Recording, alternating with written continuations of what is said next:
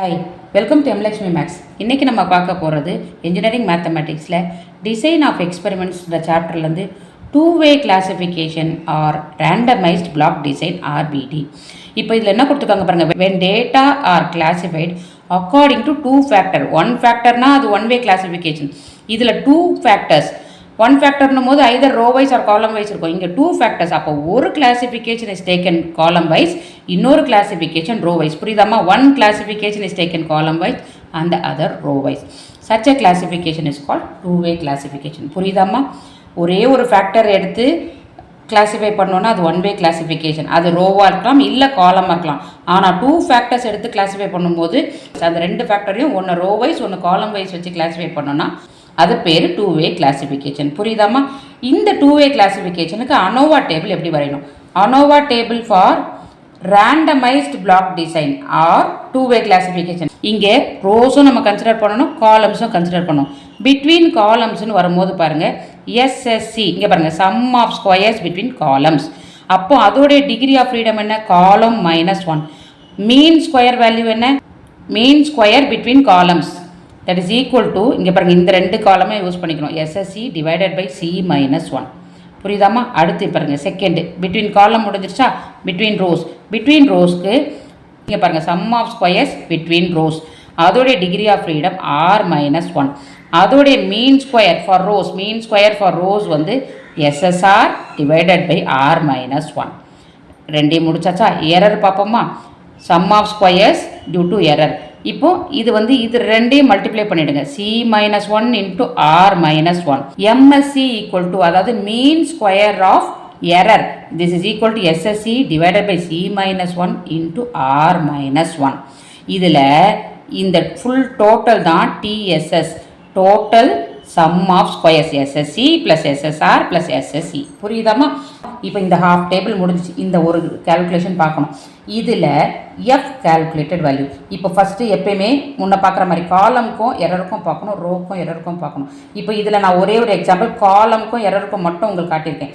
Suppose if MSC, அதாவது இந்த value greater than MSCனா FC, column value of F is equal to MSC divided by MSC. எது பெருசாக இருக்கோ அது நியூமரேட்டில் வரணும். ஆர் இஃப் இது பெருசாக இருக்கணும், இங்கே MSE இஸ் கிரேட்டர் தென் MSCனா FC is equal to MSE by MSC. எது பெருசாக இருக்கோ அது மேலே வரும். அதே மாதிரி இது காலம் வேல்யூ ஆஃப் F. அடுத்து இதே மாதிரி ரோக்கு பார்க்கணும். ரோக்கு எப்படி பார்க்கணும்? MSRும் MSCயும் பார்க்கணும். If MSR is greater than MSC நம்ம என்ன பண்ணோம்? FR, அதாவது F வேல்யூ ஃபார் R வந்து MSR divided by MSC. Suppose இது பெருசாக இருந்தால் MSC டிவைடட் பை MSR. புரியுதாமா? MSCக்கும் MSCக்கும் போடுறது F வேல்யூ கால்குலேட்டட் ஃபார் காலம். இது MSRக்கும் MSCக்கும் போடுறது F value calculated for the rows. புரியுதாமா? இதுதான் இந்த டேபிள். தேவைப்பட்டால் இன்னொரு காலம் போட்டுக்கலாம். டேபிள் வேல்யூ நீங்கள் இதில் கொண்டு வந்துடலாம் கம்பேர் பண்ணுறதுக்கு. இது வந்து அனோவா டேபிள். இது ஒரு step of solving the problem in two way calculation. அப்போ எத்தனை ஸ்டெப்ஸ் இருக்குது பார்ப்போமா? Solving a two way classification. எந்த ஒரு கொஸ்டின் எடுத்தாலும் இந்த டைப்பில் first frame H0 and H1 and put the tabulation. Not என்ன ஃப்ரேம் பண்ணோம்? there is a no significant change between row wise mean and column wise mean னு போடணும். H1 என்ன போடணும்? there is a significant difference between a row wise mean and column wise mean னு போடணும். அதாவது ரெண்டையும் கொண்டு வரணும். இந்த டேபுலேஷன் என்னமா நமக்கு இந்த இதுக்கு தேவையான கால்குலேஷனுக்கு sigma x1 square sigma C1 இதெல்லாம் போடுறதுக்காக இந்த டேபுலேஷனை போட்டுக்கலாம். புரியுதாமா? அடுத்து ஸ்டெப் 1 நம்ம என்ன கண்டுபிடிக்கணும்? Find the number of observation, capital N. மொத்தம் எத்தனை ரீடிங் கொடுத்துருக்காங்களோ அதோட கவுண்ட் தான் capital N. Step 2 find grand total T. இப்போ ஒரு வந்து 20 ரீடிங் கொடுத்துருக்காங்கன்னா அந்த 20 ரீடிங்கோட டோட்டல் தான் grand total T. Step 3 find correction factor CF.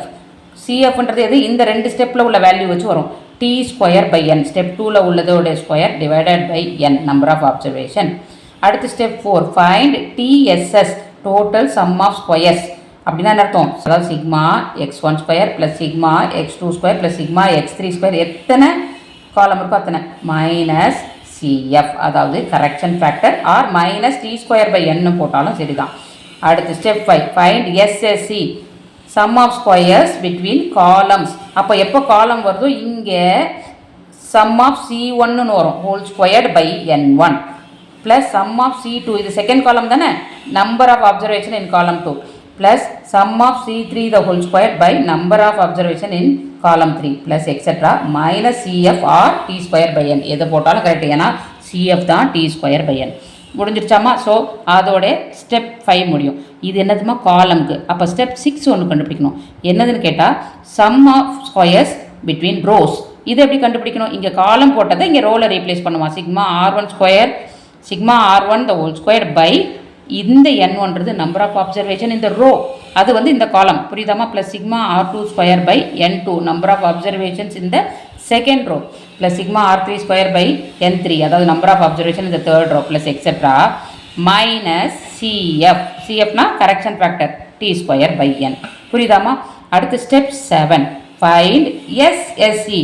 நான் உங்களுக்கு ஏற்கனவே சொல்லியிருக்கேன் வாட் இஸ் TSS.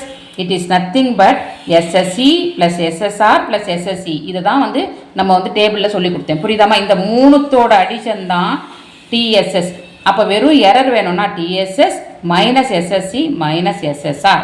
அடுத்து ஸ்டெப் 8 நம்ம இப்போ இதுக்கு முன்னாடி போட்டு பார்த்தோம் இல்லையா டேபிள், இதை போடணும். ANOVA table. Step 9 conclusion. Conclusion எப்படி பண்ணணும்? இதில் 2 கன்க்ளூஷன் எழுதணும்.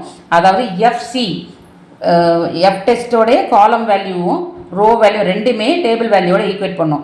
ஸோ ஒரு டெஸ்ட்டுக்கும் if calculated value is less than table வேல்யூனா நோ சிக்னிஃபிகன்ஸ் டிஃப்ரென்ஸ்னு எழுதணும். 2 ரிப்போர்ட் வரணும் இதில்.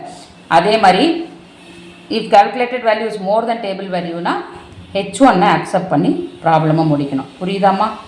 தேங்க்யூ.